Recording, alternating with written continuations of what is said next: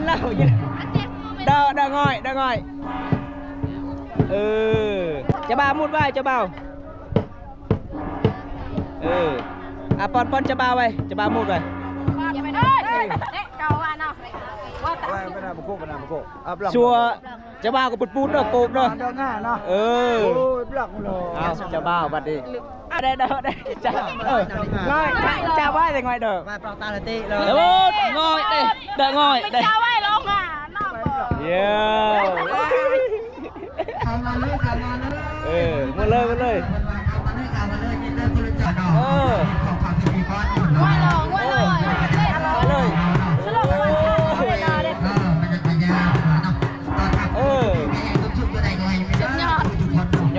สุดยอด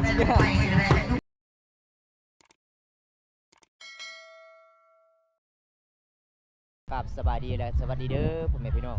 มื้อนี้ก็มาพบมาพอกับบ่าวบนตาคือเก่าพี่น้องเอ้ยมื้อนี้บ่าวตาก็สิอัปเดตงานแต่งในชนบทหมู่บ้านเฮาเด้ก็คืองานแต่งของหลานสาวของบ่าวตาเองล่ะพี่น้องสุดก่อนกับหมู่บ้านของบ่าวตาก็ไปส่งหลานสาวไปเฮือนเจ้าบ่าวเด้แต่มื้อนี้ทางฝ่ายเจ้าบ่าวกับเจ้าสาวไปเฮือนอีพ่ออีแม่ของเจ้าสาวพี่น้องแบบตามประเพณี22ของ14สุภาพบุรุษบ้านเฮามันเป็นจังได๋พี่น้องจังได๋ก็ไปติดตามส่วนนึงหลังจากที่กระเจ้ามาหลายๆคนกระเจ้าต้องนั่งถ่าเดี๋ยวพี่น้องเรียนแถเบิ่งพี่น้องโอ้เป็นระเบียบเรียบร้อยเลยพี่น้องเอ้ยมันเป็นตามประเพณีพี่น้องเห็นบ่งานแต่งงานชนเผ่ารูพี่น้องแบบประเพณีหมู่บ้านเฮาเวลางานแต่งงานนี่เจ้าสาวกับเจ้าบ่าวมานี่เข้าบ่ได้เด้พี่น้องต้องเว้าเรื่องเหตุก่อนหรือว่าเว้าเรื่องค่าสินสอดก่อนจึงเข้าได้เด้หมู่บ้านของเจ้าบ่าวเด้มื้อนี้เจ้าบ่าวกับเจ้าสาวมาพร้อมกันเลยพี่น้องแบบงานแต่งชนเผ่ารูบ้านเฮาแบบนี้เด้พี่น้องเอ้ยมื้อนี้เขาเจ้ามา3คันรถใหญ่พี่น้องเอ้ยชาวบ้านเขาเจ้ามาหลายเด้แบบไปตำลังก็มีแต่เด็กน้อยพี่น้องส่วนผู้ใหญ่ไปก่อนโอ้โคตรหลายเลยพี่น้องนี่ครับเจ้าสาวใส่เจ้าบ่าวบ่มาบ่เจ้าสาวฮะเจ้าบ่าวบ่มาบ่มาโอ้เจ้าบ่าวก็มาโอ้เจ้าบ่าวก็มาพี่น้องเพิ่นว่าคันบ่มาก็บ่ได้ล่ะพี่น้องเอ้ยก็เลยไปนำเจ้าสาวคันบ่มานี่เจ้าสาวเอาผัวคนใหม่อีกเด้อันนี้ก็จะเป็นหลานสาวของบ่าวตาเองพี่น้องเอ้ยเพราะว่าเพิ่นเอาผัวทางชนเผ่าตัวเองเด้แต่มื้อนี้เป็นงานแต่งงานใหญ่จัดงานแต่งงานใหญ่พี่น้องแบบประเพณีหมู่บ้านเฮาแต่แบบนี้พี่น้องอันนี้ส่วนที่ชาวบ้านก็สิมาซอยเฮือนของไอ้พ่อไอ้แม่เจ้าสาวได้หลังจากที่เจ้าบ่าวเจ้าสาวมาเขาเจ้าก็ต้องไปยินน้ำพี่น้องให้น้ำกินได้ตามประเพณีบ้านเฮาพี่น้องเห็นบ่อันนี้ก็สาวจ่อยคือเก่าพี่น้องเพิ่นมาซอยเวียกสาวจ่อยคนงามสาวอ้อยบ่มาบ่อยู่ไสสาวอ้อยยังบ่ลงโอ้ตามประเพณีบ้านเฮาต้องแบบนี้พี่น้องต้องไปให้น้ำเด้หลังจากกินน้ำกินในแล้วก็เข้าเฮือนไอ้พ่อไอ้แม่ของเจ้าสาวเด้ตอนนี้เขาเจ้าก็ยังสิเว้าเรื่องค่าสินสอดก่อนพี่น้องหรือว่าสิจำก่อนจึงเข้าได้เด้มื้อนี้ก็ผู้แซ่ผู้สาวก็มาหลายอยู่ได้พี่น้องแบบตามประเพณีบ้านเฮาไปส่งเจ้าบ่าวกับเจ้าสาวไปเฮือนไอ้พ่อไอ้แม่จัดงานแต่งงานใหญ่พี่น้องสาวอ้อยก็มาไปให้น้ำบ่สาวอ้อยพี่น้องอันนี้มีที่สาวตัวอ้อยแต่สาวตัวอ้อยชนเผ่าตัวอ้อยเห็นบ่พี่น้องมึงซักมานะเป็นยังไงคืนนี้เมาบ่บ่ได้กินเบียร์บ่ได้กินเบียร์เช้าแล้วคือกินสดแจงเมื่อคืนนี้บ่ได้กินบ่ได้กินได้สาวจอยกินกินอยู่กับพอเซียวตุงกินแจ็คเก็ตคืนนี้เก็ตหนึ่งโอ้กินแบบตามประเพณีบ้านเฮาเนาะคันบ่กินก็บ่ได้เนาะคันบ่กินละคะนำโอ้โดยนี่มาพี่น้องหลังจากที่เขาเจ้ามาครบหน้าครบตาเบิดทั้งหมู่บ้านเด้ต้องนั่งท่าให้มันเบาเรื่องค่าสินสอดหรือว่าเว้าตามประเพณีก่อนจึงเข้าได้พี่น้องสาวอ้อยกับสาวจอยกับมาครบหน้าครบตาอยู่มื้อนี้พี่น้องเป็นยังไงเจ้าบ่าวเจ้าสาวยังบ่มาบ่ยังบ่เห็นมาโอ้มีแต่ชาวบ้านมาก่อนเนาะมีแต่ซ้ำนี่ซ้ำนี่แหละ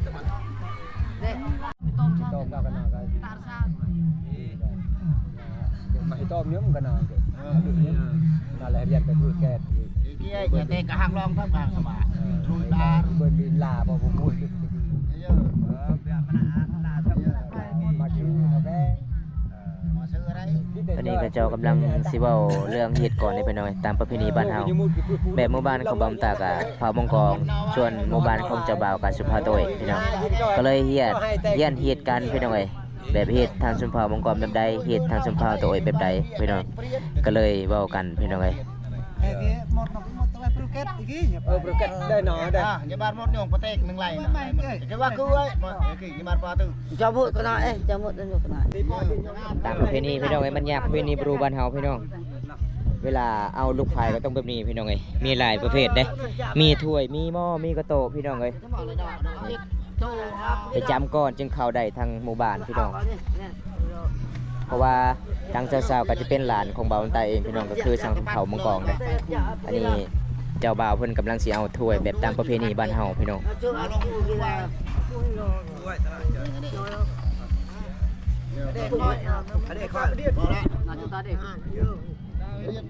thế cho thế này set kho nhầm tao nó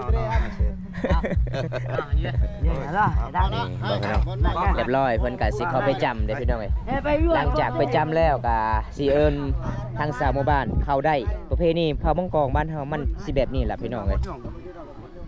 งานแต่งงานชุมเผาโตยกับชุมเผามังกร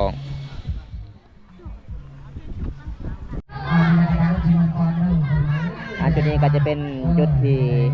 สาบานนี่พี่น้อง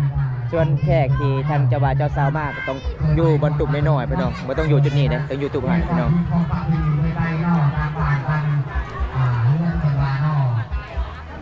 ก็ผ่านซีเว่นในชนบทหมู่บ้านเฮาก็ประมาณส่ำนี้แหละพี่น้องเวลางานแต่งงานเด้ของชนเผ่าบรูพี่น้องวันนี้ก็ทางหมู่บ้านเจ้าบ่าวเจ้าสาวก็มาหลายเด้เห็นบ่พี่น้องส่วนหมู่บ้านของเจ้าบ่าวเจ้าสาวยังเข้าบ่ได้ต้องอยู่จุดนั้นพี่น้องหลังจากเข้าแล้วต้องเข้าอยู่จุดนี้พี่น้องส่วนจุดนี้ก็จะเป็นสาวบ้านของหมู่บ้านของอีพ่ออีแม่เจ้าสาวพี่น้องตามประเพณีชนเผ่าบรูบ้านเฮาก็ต้องแบบนี้ล่ะพี่น้องเวลาเฮ็ดงานแต่งงานชนเผ่าบรูก็ประมาณส่ำนี้ล่ะพี่น้องเอ้ยก็แขกมาหลายอยู่ได้พี่น้องเอ้ยเห็นบ่มาหลายๆคนพี่น้องชนบทงานแต่งงานชนเผ่าบรูพี่น้องตอนนี้ก็ส่วนที่อีพ่อของเจ้าบ่าวกับอีพ่อของเจ้าสาวกำลังที่จำเหตุก่อนหลังจากจำเหตุสำเร็จแล้วก็จึงเข้าได้อยู่จุดนี้เด้พี่น้องนี่ต้องอยู่จุดนี้เด้มันเป็นตามประเพณีบ้านเฮาพี่น้องเอ้ยแบบมันตามประเพณีบ้านเฮาแบบนี้แหละพี่น้องอันจุดนี้ก็เป็นจุดที่กระเจ้าก็สิจำเหตุล่ะไปจำเหตุก่อนจึงเข้าได้ทางหมู่บ้านนะพี่น้อง cho ba hai mốt đấy สำเร็จหมดละปัดตู้ไว้วันนั้นปัดตู้ไว้วันนั้นปัดตู้ตะเงียบเยอะช่างมือเชียร์ฮากอดกับพโน cho hai tung cho kêu lại ao đó เยอะไกล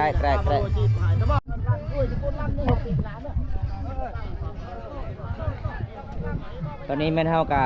ว่าวขาสินสอดสำเร็จแล้วพี่น้องหรือว่าว่าวตามประเพณีฮี12ของ14พี่น้องตอนนี้แม่นเฮาก็สิเข้าแล้ว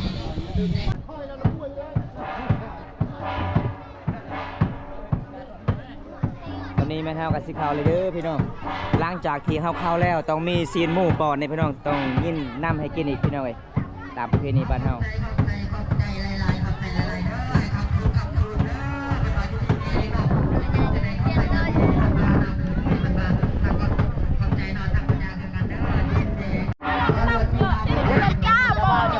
จะเบาจะเศร้ายินเล่ายินเดาง่อยปังเลยจะเบามูดจะเศร้าจะเบาได้ใช่จะเบานะจะเบาไว้จะเบามูดไว้จะเบาปอนจะเบาไว้จะเบามูดไว้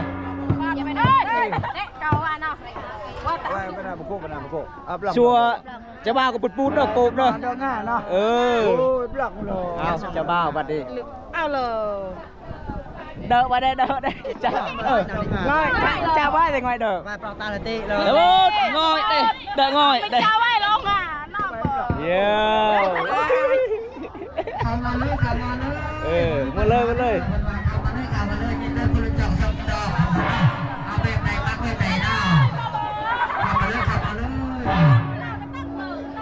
นโกบเชิกคะแนนโกบเชิกมุดเลยมุดมุดเลยแปะเต็มโอ้ยมันใช่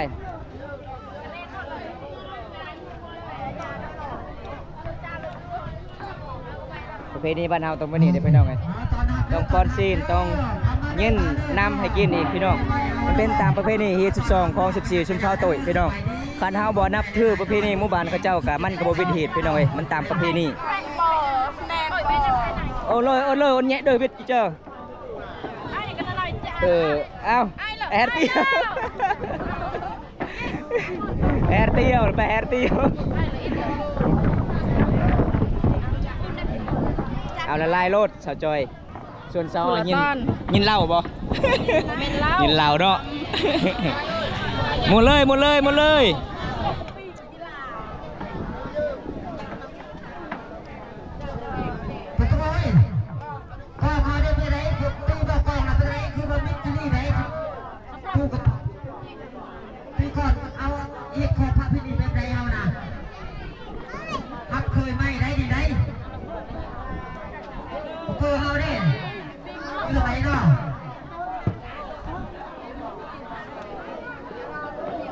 ป่ะยังได้เนาะ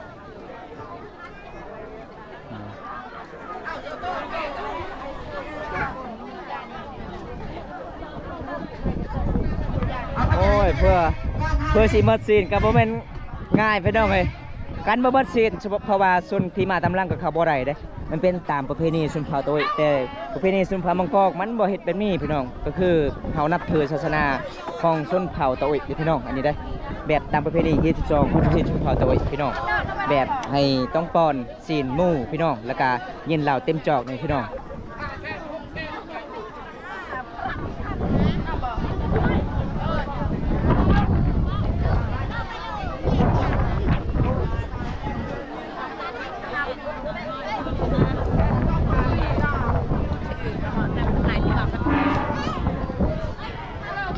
แบะthôi biết là thế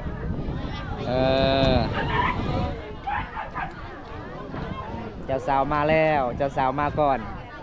สาวบ้านมาตำลังพี่น้อง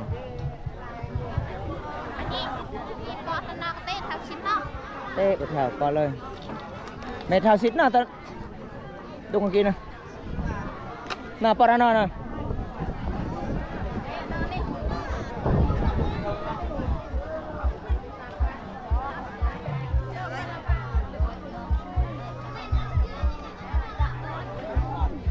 หมดเลยว่ะ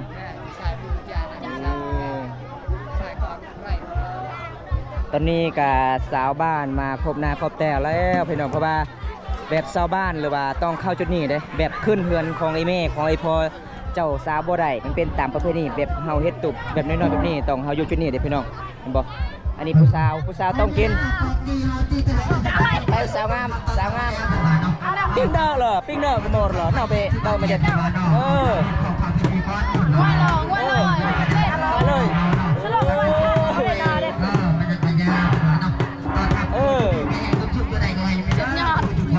สุดยอดก่อนให้ผู้ชายใช่ไหมกินเอาแต่บุกินแต่เรา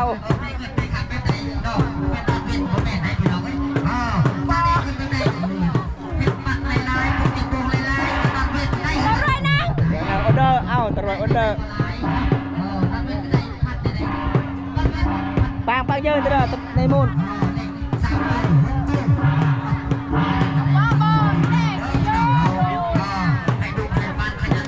สำเร็จเนาะมาดีเนาะอ้อยเนาะสำเร็จเนาะหมดเลยเนาะหมดแล้ว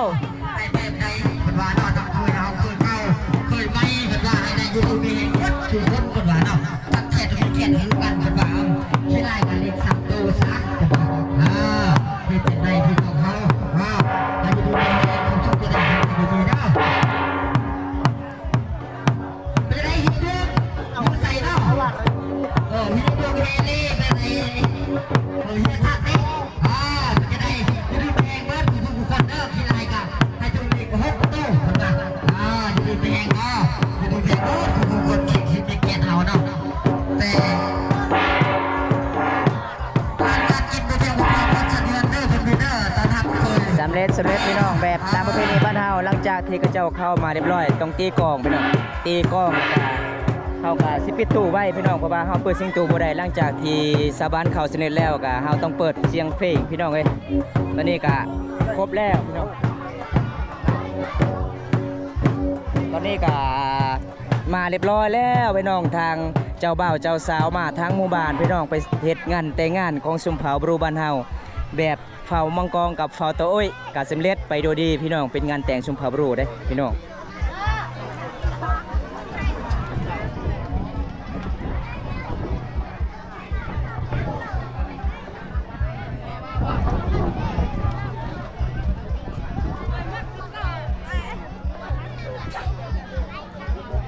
มันเป็นตามประเพณีพี่น้องต้องมีศาสตร์มีศีลแล้วก็มีหมู่เด้และสำคัญที่สุดตัวนี้พี่น้องที่จำเหตุพี่น้องเลยแล้วก็มีหม้อไปพร้อม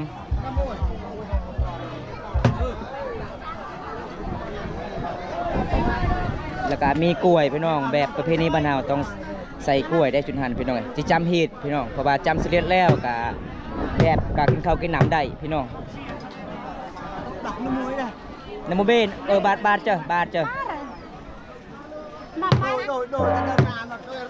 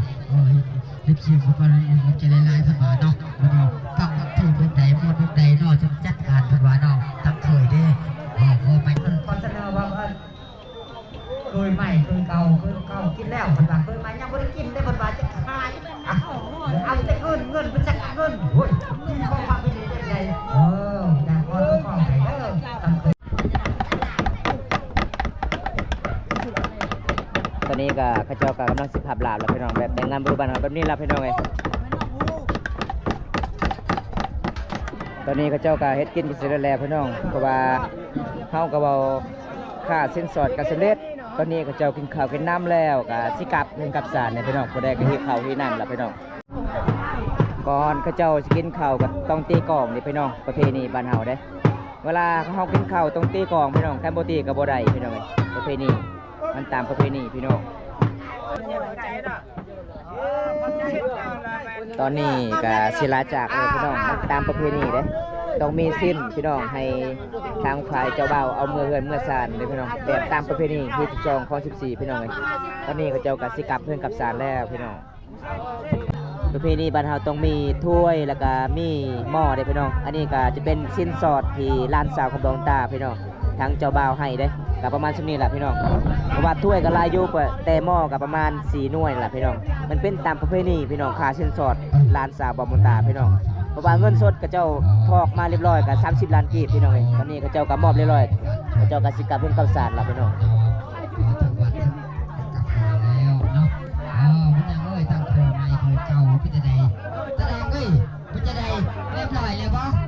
นี่ก็เจ้าก็สิกลับแล้วพี่น้องเอ้ยแบบงานแต่งงานสุนเผาบรูบ้านเฮาก็จบสิ้นไปสำนี้ล่ะพี่น้องเพราะว่ามื้อนี้ก็เจ้าก็มาหลายๆคนเด้เพราะว่าเขาเจ้าเอาเมื่อก็จะเป็นม่อนก็จะเป็นสะนวนนี่พี่น้องมันเป็นตามที่ประเพณีบ้านเฮาพี่น้องตอนนี้ก็อำลาพระจากแล้วพี่น้องเอ้ยงานแต่งงานรูปบ้านเฮาก็สิกลับแล้วพี่น้องเอ้ยเพราะว่าสิตีกลองเด้ตีกลองกับตีของพี่น้อง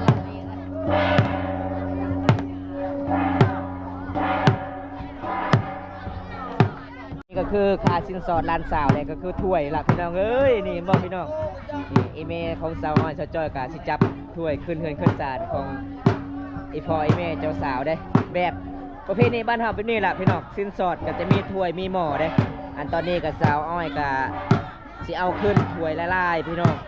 แบบตามประเพณีบ้านเฮาเขต12คลอง14พี่น้อง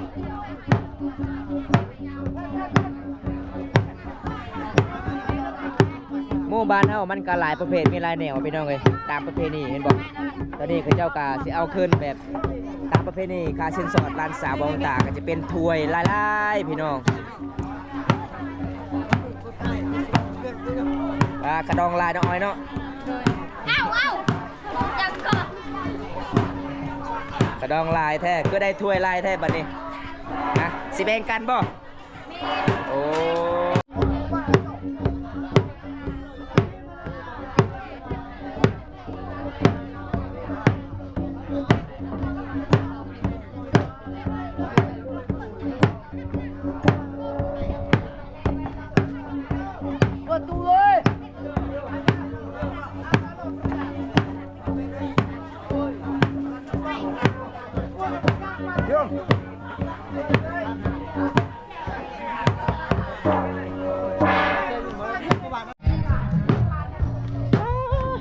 หามเงินบ่ผู้สาว